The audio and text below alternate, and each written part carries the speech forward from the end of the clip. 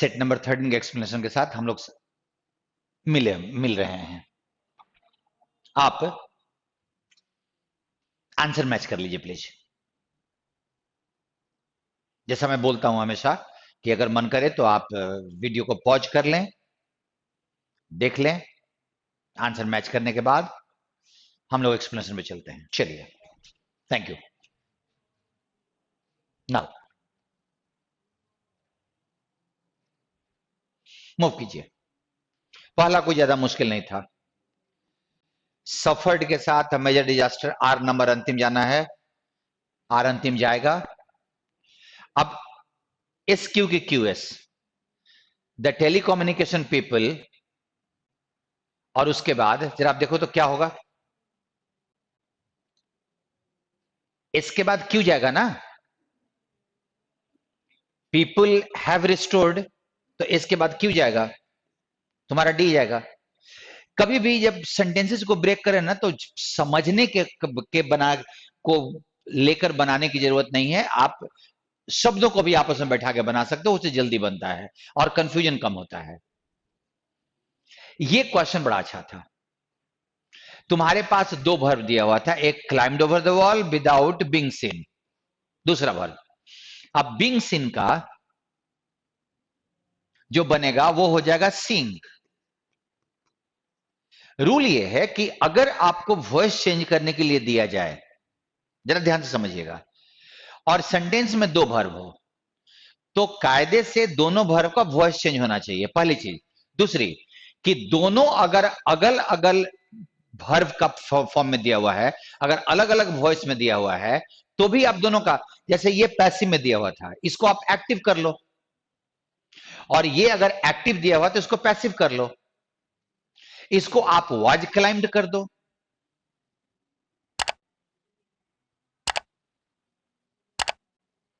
इसको was climbed कर दो और उसको सिंग कर दो।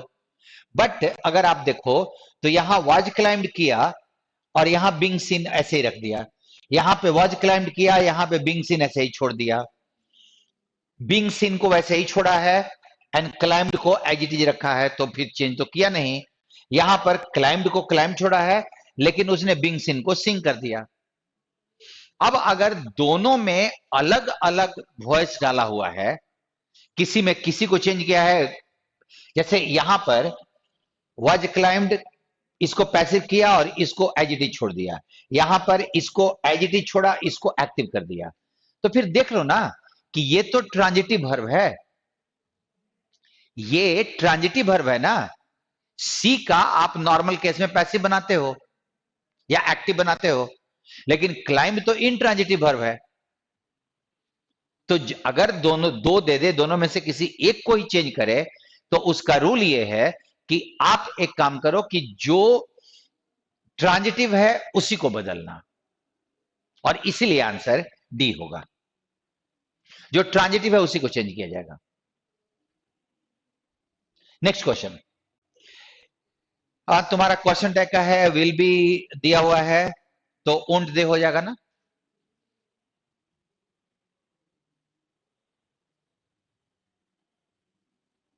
मुझे नहीं लगता है कि इसको बहुत ज्यादा एक्सप्लेन करने की, क्वेश्चन टैग तो आप में से सब लोग करीब करीब जानते ही हो अच्छे से। डिफिकल्ट और इम्पॉसिबल टू रीड, जिसे पढ़ना बहुत मुश्किल हो, जिसे नहीं पढ़ा जा सके, जैसे डॉक्टर साहब की हैंडराइटिंग, तो वो होता है जिससे पढ़ा जा सके वो लेजिबल होता है, और जिसे नहीं पढ़ा जा सके वो इलेजिबल होता है। पढ़ने लायक हैंडराइटिंग लेजिबल, नहीं पढ़ने लायक इलेजिबल। अब इनएलिजिबल, वो तो इलिजिबल वर्ड का उल्टा है ना, और एलिजिबल किसी काम के लिए हैविंग रिक्विजिट क्वालिफिकेशंस, योग्य उचित क्वालिफिकेशन वाला, और इलॉजिकल तो जानते ही हो। Next question, correctly expelled, supremacy, MSCY, surfeit, FEIT होता है, भरपूर एकदम खचाखच भरा हुआ, that is surfeit. Surrender double R होता है, सप्रेसर दमन करने वाला, सुप्रीमेंसी का ही स्पेलिंग। सही है, सॉरी गलत है, 3 का इसी का सिर्फ सही है, सप्रेसर का, दमन करने वाला, सप्रेस करने वाला। अब यहां भी देख लो, एक जगह पे तुम्हारा प्रीपोजिशन कंजंक्शन लगाया है, एक जगह पे आर्टिकल डिटरमाइनर रखा है, एक जगह पे आप ध्यान दीजिए बिलोंग का ही 4 फॉर्म दिया है। अब अगर बिलोंग का ही 4 फॉर्म दिया है तो तुम सेंटेंस का मीनिंग पढ़ के, तो तुमको वो तो पहले ही बता रहा है कि बिलोंग का मीनिंग जाना चाहिए। अलग अलग वर्ड का मीनिंग होगा, जैसे victim, culprit, special, official, smoking, firing, तो तुम्हारा अलग अलग होता, मत तुमको सेंटेंस का मीनिंग पढ़ना पड़ता। लेकिन ऑप्शन नंबर 1, क्वेश्चन नंबर 1 में 6 में एक ही दिया हुआ है वर्ड का, तो मीनिंग से क्या निकलेगा? क्योंकि ग्रामर चेक कर रहा है वर्ब का फॉर्म, और वर्ब के फॉर्म में दे रहा, ध्यान दो, present indefinite, past continuous plural, और ये प्रेजेंट इंडेफिनिट का सिंगुलर, ये इन्फिनिटिव या जेरेंड बिना ऑक्सिलरी वर्ब के, और ये पास्ट इंडेफिनिट। अब जरा देखते हैं, a massive fire in Chennai destroyed cars where belonging. अब वेयर डालोगे तो एक वर्ब यहां, एक वर्ब यहां, तो ये तो डलाएगा नहीं। तुमको यहां पे अगर फाइनाइट वर्ब डालना है तो ऑलरेडी एक वर्ब यहां दिया हुआ है, तो 2 वर्ब के पहले अगर तुम चाहते तो तुम ए को डाल सकते थे, लेकिन तब लिखना पड़ता विच डिस्ट्रॉयड, ऐसे लिखना पड़ता, और ये विच यहां पे कंजंक्शन हो जाता। तो ऑप्शन नंबर ए जिन्होंने डाला है उनका बिना विच के डाले होंगे आप। 2 वर्ब था, बिना कंजंक्शन के नहीं यूज होता, तो हम एक नॉन फाइनाइट वर्ब डालते हैं, उसके लिए कंजंक्शन की जरूरत नहीं पड़ेगी। Which is belonging to a private cab aggregator, dash blaze is suspected to. अब तो द ही लगेगा ना, आग, ब्लेज का मतलब आग हो गया, to have been triggered dash.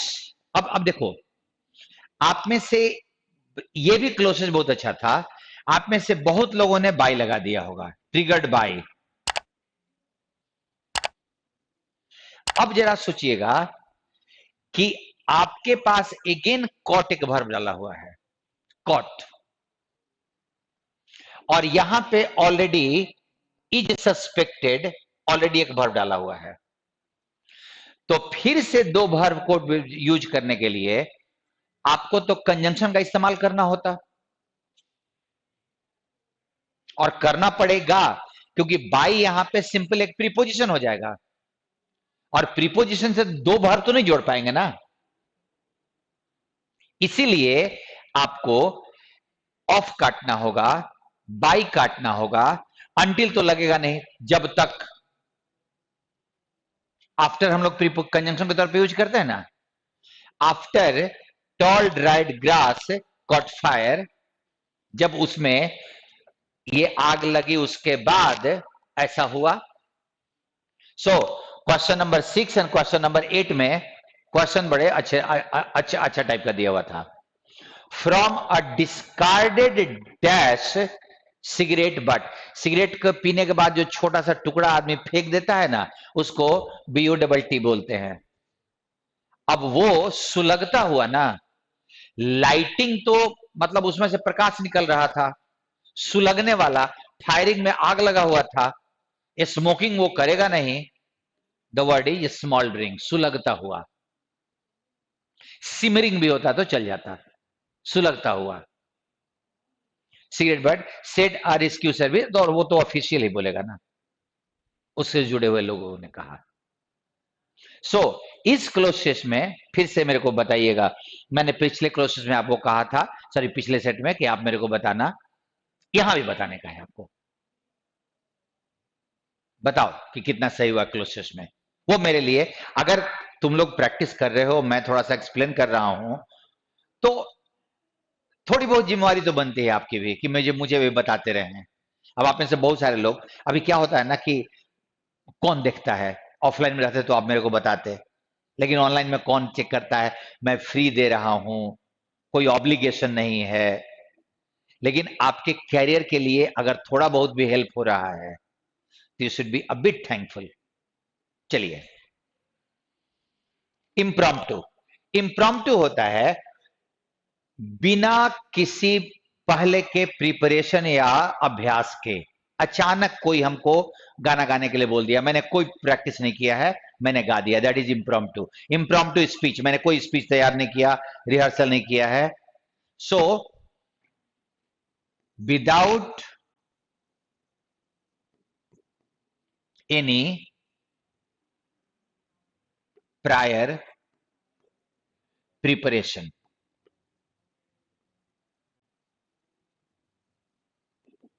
और ये मतलब होता है प्री मेडिटेटेड, पहले से सोच समझकर,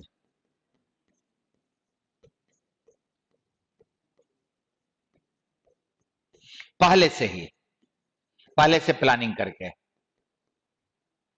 प्रॉम्प्ट का मतलब तुरंत, इनऑर्डिनेट का मतलब होता है बहुत ज्यादा, एक्सेसिव।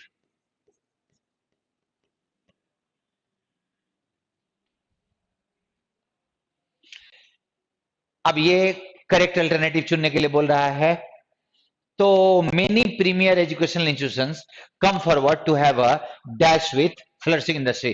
तो टाई अप ना, ये तो हम लोग को कोई ज्यादा मीनिंग पे भी नहीं है, टाई डाउन टाई इन नहीं, आपका सीधे एक टाई अप होता है, आपस में दो लोगों का समझौता हो जाता है, and accordingly, so that is not a big one.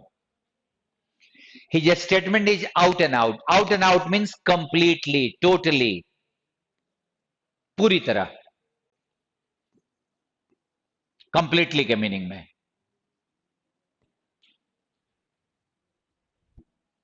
Next, यहां देखो, इफ और इन केस दोनों का मीनिंग सेम होता है। अब दोनों में से कोई एक लगाना है। यहां पे इन केस इफ लगा दिया है, दोनों एक साथ नहीं लगेगा। इफ सो, अगर ऐसा है तो। इन केस ऑफ एक प्रीपोजिशन है जो लगेगा नहीं, क्योंकि दो सेंटेंस है। It rains, I shall not visit you. So या तो इफ रहे तो इन केस रहे, दोनों में से कोई एक रहेगा। नेक्स्ट, बालाज मदर ने कहा, will you lock the door Bala? Balaj mother asked, चूंकि लिखा हुआ ना, asked Bala if he will लगा हो तो वुड लगेगा। सो यहां बहुत ज्यादा करने की जरूरत नहीं है। डिफरेंस, डिफरेंस का मतलब एग्जैक्टली यही होता है, किसी के प्रति आदर, आदर होता है इसका मतलब। फ्लैटरी, चापलूसी, इनडिफरेंस, उदासीनता, डिस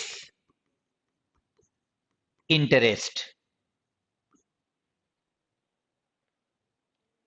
उदासीनता, मतलब ही नहीं है उससे, that is called indifference. Difference का मतलब आदर होता है, किसी का respect. Hostile, opposite meaning. Hostile का मतलब शत्रुता से भरा हुआ, उसका उल्टा तो फ्रेंडली हो गया। नेक्स्ट, अब इसी को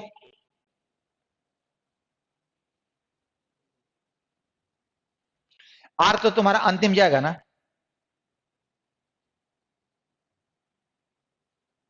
सॉरी क्यू नंबर अंतिम जाएगा, beg your pardon, beg your pardon.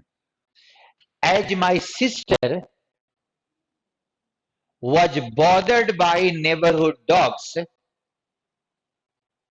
on her daily run, ये तो डायरेक्ट बन रहा है, जो सिस्टर थी उनको उस गली में जो कुत्ते हो रहते थे, वो उसके रोज सवेरे जो दौड़ने जाती थी तो वो उसको परेशान करते थे, तो उसके हस्बैंड ने उसके साथ साथ चलना शुरू किया बाइसिकल पे, हाथ में छड़ी लेकर, ताकि कुत्तों को वहां से भगाया जा सके। अराइव के साथ at, arrive to our destination नहीं, we will arrive at our destination. I could hardly recognize him, मैं उसको almost not, I could not recognize him when I saw him ना, जब मैंने उसको देखा, और तो कुछ नहीं जाएगा, हार्डली के साथ वैसे भी वेन लगता है, लेकिन ये हार्डली वो हार्डली नहीं है, वो सॉरी आई बेग पार्डन, मैंने गलती बोला, ये नॉट वाले मीनिंग में है, ये नॉर्मल, ये हार्डली का वेन नहीं है, वो तो होता है ना जैसे ही, जैसे ही, वो तो कुछ और होता है, वो कंजंक्शन होता है, ये एडवर्ब है। अ व्हाइट एलिफेंट, कोई ऐसी महंगी चीज है जो सिर्फ खर्चे का घर हो, उसका कोई फायदा नहीं निकलता। ट्रबुलसम पोजेशन, कॉस्टली, महंगा हो और परेशानी करे, खर्चे का घर हो खाली, useless. An electric circuit is a circle design to carry, अर्थ तो तुम्हारा अंतिम जाना ही है, design to carry electricity, to के बाद भी बनाएगा ना,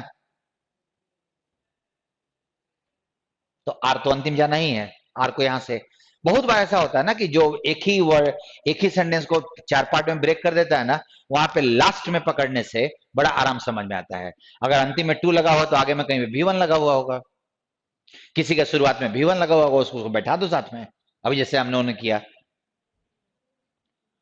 डू यू अंडरस्टैंड, तो जब डू यहां है तो अगर वॉइस चेंज करना है तो ये इंटरोगेटिव है, तो इंटरोगेटिव तो रहेगा ही, और डू का जो वॉइस होगा वो तो इजी होगा ना, do means present definite, present indefinite, तो उसका वॉइस तुम्हारा प्रेजेंट डेफिनिट का तो इजे आर से बनता है।